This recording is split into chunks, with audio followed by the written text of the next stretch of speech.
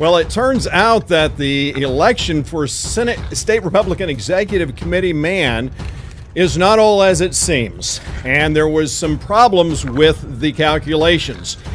But it's time for some straight talk, Rockwall County and SD2. I'm Bunker Bob Steinhagen, and this is The Bunker Bob Show.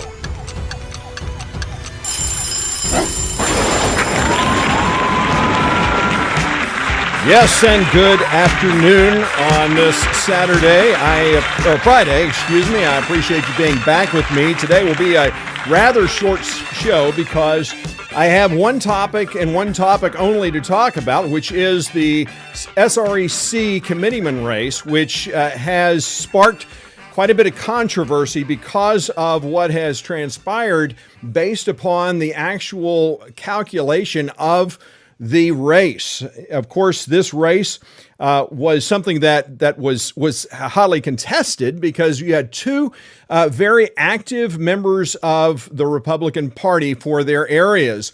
You had the Hopkins County Chairman, Donnie Weisenbaker, who is a well-known and well-respected individual, especially in neighboring counties.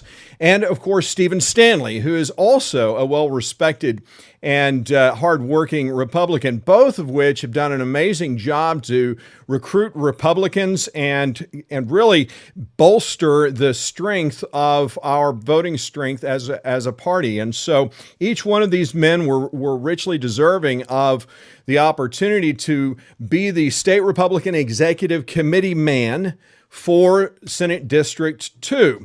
Now, Jerry Fisher ran unopposed, not surprisingly. She does an amazing job. And so it was really this race that had all of the attention. Now, what happened in the race was unfortunate because of what has transpired, and the questions that come after this are many. And so I want to kind of go over these quickly so that you can get a better sense of what we're talking about. So in the election, during the caucus, David Hale, the chair of the caucus, made an executive decision. And let's begin by saying there were a lot of maybe what people may consider to be mistakes or missteps, but in reality, these were executive decisions, and I would rather see people make decisions than make no decision. And I told, by the way, I've spoken to all the players in this, and I have spoken to David Hale as well. And if I were sitting in David Hale's seat, I would have probably done the same thing he did. David took the temporary chair position from Bruce Bishop when Bruce pulled out kind of at the last minute. So David was kind of left with a crew, a committee that had already been decided for him. And so it's not saying that anyone on the committee did a bad job at all. I'm not making any inference to that at all. What I'm saying is that he came in basically trying to understand what was necessary for this to move forward, and the unique circumstances around the fact that we had to do all of this virtually exacerbated all of the problems that we had. And I'll talk about those a little bit as well, because those play into the reasoning behind both parties' position on whether or not the next steps, how those next steps should look. So David was waiting, and I spoke with the person who was in charge of getting all of the Terry Holcomb, who is with the state party, who was responsible for getting the voting process, the online voting program up and going for each congressional, senatorial district, caucus, what have you. And this takes a lot of time. You're talking about many Senate districts, and they basically had to stand in line behind one another so that they could get up and running. Regardless, the issue, this was 10 in the evening by this time, when we're all sitting there waiting for us to elect the State Republican Executive Committee member man and woman, and then also state chair and vice chair, party chair and vice chair. So a lot of people, we all wanted to get this thing moving, and so David made an executive decision that I think was a good one, frankly. He decided, instead of using the voting system that had been created or had been used by the party that basically makes everything kind of electronic, because we had been waiting and waiting and waiting, David just asked the caucus. He even said, do you guys just want to do it through Zoom? And everyone agreed. There was little opposition to it, and because we just didn't know when we would get our election moving for SREC, much less the state chairs. So we moved forward in that way, and I commend David Hale for making that decision. So they made so we voted, and understand that in the way you vote in a Senate district is different than a congressional district. Every Senate district, every county has so many votes. So if a county has 10 votes, it doesn't matter if 10 delegates show up or not. That county gets 10 votes. So if 2 people show up from one county that has 10 votes, well, then each of those individuals basically voting strength is 5.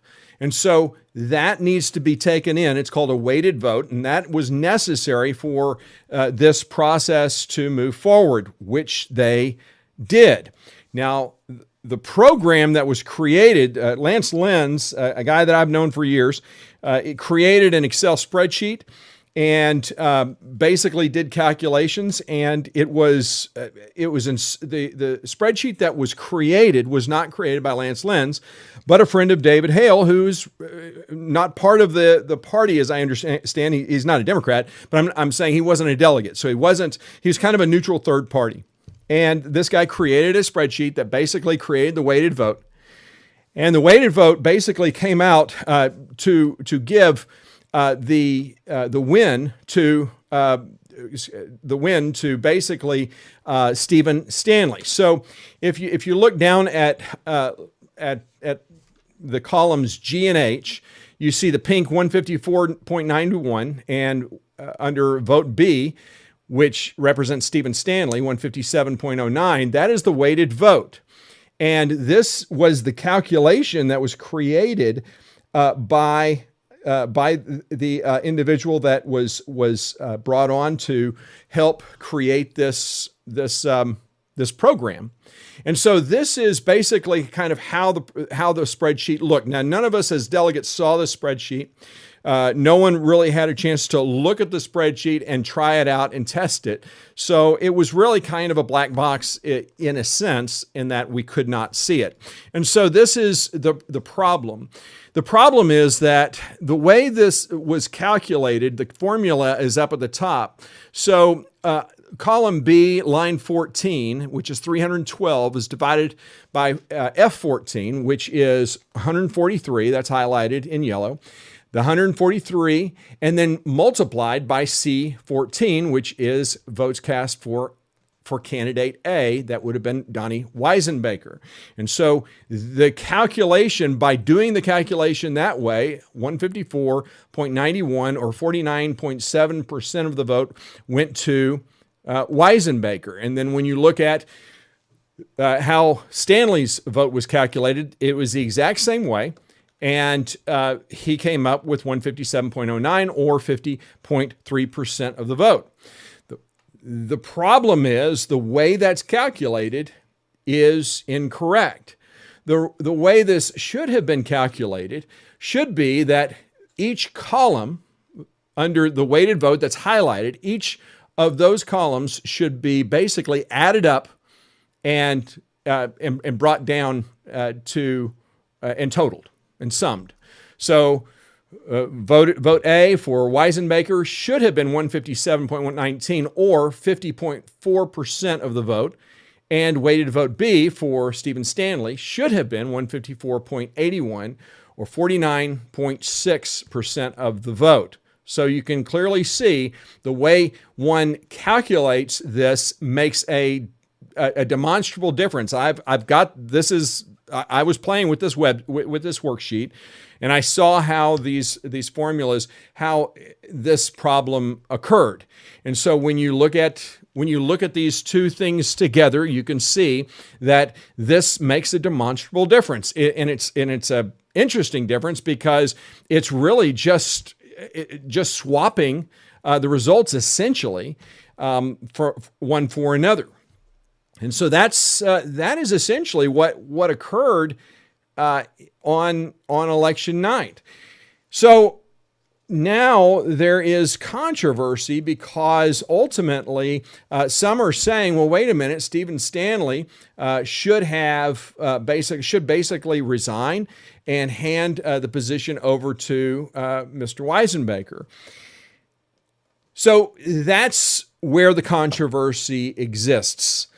No one, and by the way, the person who figured out the problem with the formula was neither Mr. Weisenbaker nor Mr. Stanley. It was actually the gentleman who created the spreadsheet, who reported that to David Hale, the chair, later, after the meeting had concluded. So it was something that they couldn't do. They couldn't kind of stop and announce during the caucus. Now, this is important. And so the ultimate answer to this question is, should Stephen Stanley resign? Should Mr. Weisenbaker take position? And if you're sitting there looking at the facts as they are, as I explain them right now, I think you could reasonably say yes. I mean, that's Mr. Weisenbaker actually won, and that should be Mr. Weisenbaker's. That should be his seat. I also talked to David Hale. He is a member, by the way, of the SD. He is a delegate, and he had the right to vote. He did not vote. Now, Mr. Hale had intended to vote. He didn't vote that night. And Mr. Hale told me that he was a supporter of Mr. Weisenbaker. In fact, he had planned to speak on behalf of Mr. Weisenbaker. And that one vote, had Mr. Hale voted, that one vote would have, in the original formula, put both of these gentlemen in a dead heat tie. And so that is one point that some are saying, well, you know, if certain people had the chance to vote. But here's a couple of problems with that scenario. First of all, David said that he didn't vote. It wasn't intentional. And he's not saying that he should have been able to vote because he did have the opportunity to vote. Mr. Hale did not vote. So that is, and he wanted to make that clear. I did not vote. So I'm not making any appeal that I should have voted. He had the opportunity to vote. He chose not to. But here's the bigger issue. And I think this is a key, and this is the problem. As it stands now, you would say, well, Mr. Stanley should resign and Mr. Weisenbaker should take the seat. If you recognize what I just said, and you recognize that if Mr. Hale had voted, it would have put them in a dead heat. That means that if Mr. Weisenbaker had taken one more vote, this is basically an issue of one vote. But here's the bigger issue, and that is that Robert's Rules of Order governs meetings. And a lot of people think that, you know, because Robert's rules, and I happen to be a Robert's Rules guy, and I believe that parliamentary procedure does supersede rules unless rules are established, which the party does not have. The party does not have any rule that establishes that if something occurs in a caucus or a vote where later it's found that was incorrect, that you can go back and change that. And so because of that, Robert's Rules of Order establishes that a candidate who does not win has the right to challenge. And Mr. Weisenbaker did not challenge the outcome. Now, does anyone fault Mr. Weisenbaker for not challenging the outcome? I don't. If I were Mr. Weisenbaker, I would not have challenged it either. I don't know of anyone who would. Why? Because you're talking about one vote, talking about 1%, less than a percentile. And what it comes down to is, if you do challenge that, you kind of look like a jerk. If you do challenging it, especially with the kind of thing that all of us were going into. And Mr. Weisenbaker is an honorable man. He didn't want to to cause trouble. So I don't blame Mr. Weisenbaker, but unfortunately, the rules are clear.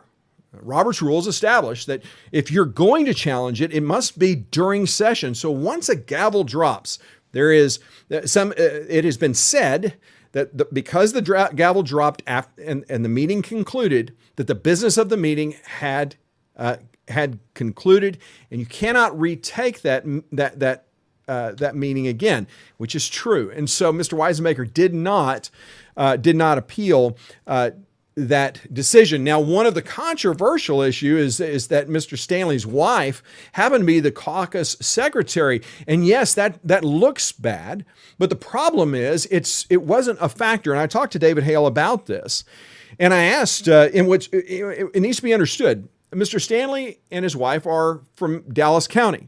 Of all the counties, we got Dallas Delta, Fannin, Hopkins, Hunt, Kaufman, Rockwall, and Van Zandt.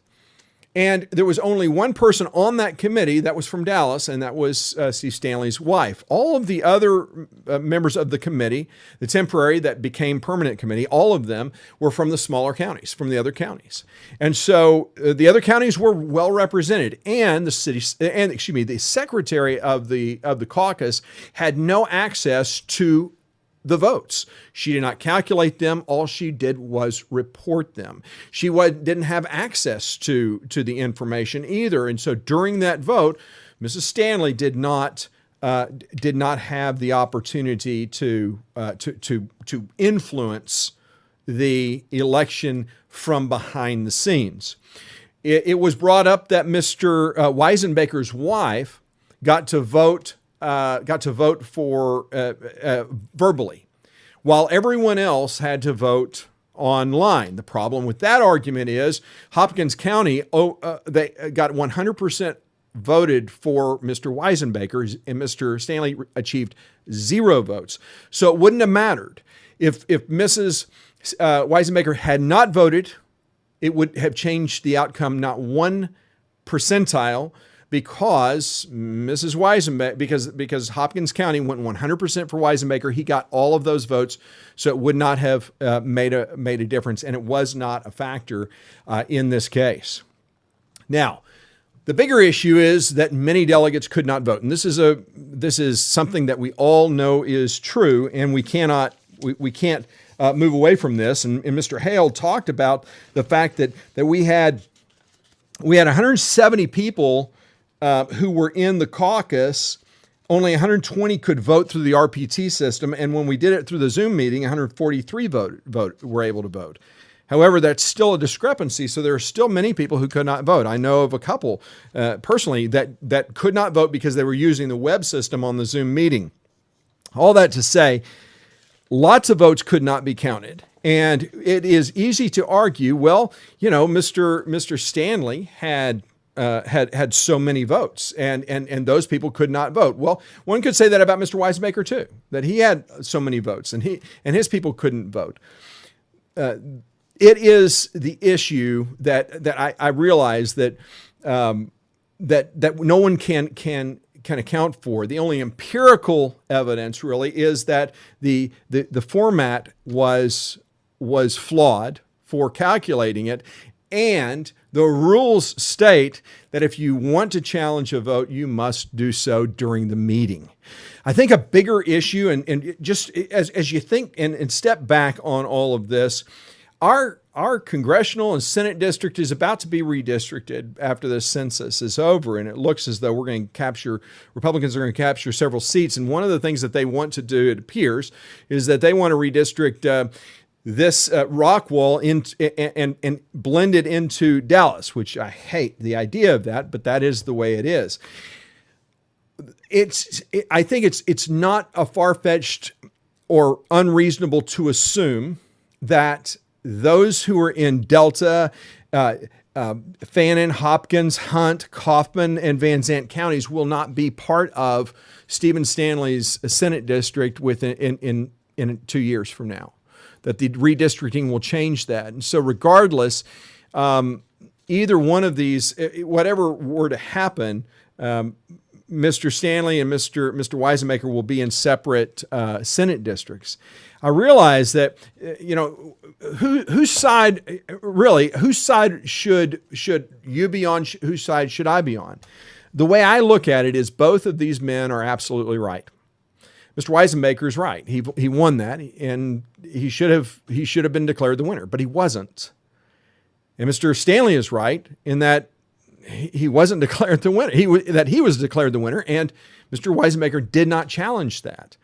And so, based upon the rules of the convention, Robert's rules of order that govern the meetings, it's hard to argue that Mr. Stanley or Mr. Weisenbaker should change anything, and it's hard to argue that Mr. Stanley is out of order or being dishonorable by not giving up a seat that he rightfully won based upon the understanding at the time.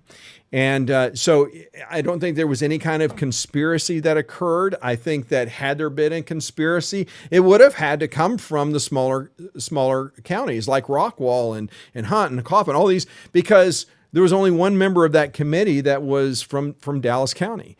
Happened to be Mr. Stanley's wife, but again, that based upon even what Mr. Hale told me, it just had no impact on that whatsoever. So I hope that, keeping conspiracy, leaving the conspiracy theories away I just don't think that's good for us or good for the party at all. I don't think it's good for anyone to try and make that case, because I just don't see any evidence that there was any monkey business going on. I think there's no question. The whole convention was in so many ways, it was flawed. There were so many problems, and we have got to understand that no matter what we do, it's time for us to kind of move forward and figure out what we're going to do from here. Because ultimately, our goal has got to be focused on coming together. I'm praying and hoping, and both, by the way, Mr. Weisenbaker and Mr. Stanley, both very good men. And I am confident that both of them have the same goal, and that is to get Donald Trump reelected, and that is to get conservative Republicans elected to office. Republicans, period. And hopefully in the next primary, we can get rid of some of the squishes, the liberal Republicans, rhinos out of our SD district and out of our congressional district, because we need real conservatives. Well, tomorrow is going to be decision day, because precinct chairs from all over the Congressional District 5 are going to be in Sulphur Springs. I will be there too. I'll be interviewing the candidates, and they are going to basically choose who is going to replace John Ratcliffe on the ballot, who is now National Intelligence Director for Donald Trump and had to resign his congressional seat. And essentially, whoever they choose tomorrow will be our next congressman, because this is a solidly Republican district. So it'll be interesting. It'll be a neat day. So I will be broadcasting live from Sulphur Springs tomorrow, starting about 9 a.m. So you can tune in and check us out, what's going on. At 1 p.m. is when that vote takes place. So I hope that you'll tune in if you have some time. Excuse me. It should be an interesting day all the way around. And so I hope that'll be a good day. It'll be interesting to hear from all of the candidates. Well, I hope to see you tomorrow, and I hope that you have a great rest of your Friday. Don't forget, keep praying for our president. Please pray for Mr. Weisenbaker and Mr. Stanley as well, because both of these men are deserving of our prayers and our gratitude, because they both have done an amazing job for our party. So until tomorrow, I will see you then. Have a great day, and we will see you tomorrow. Bye-bye.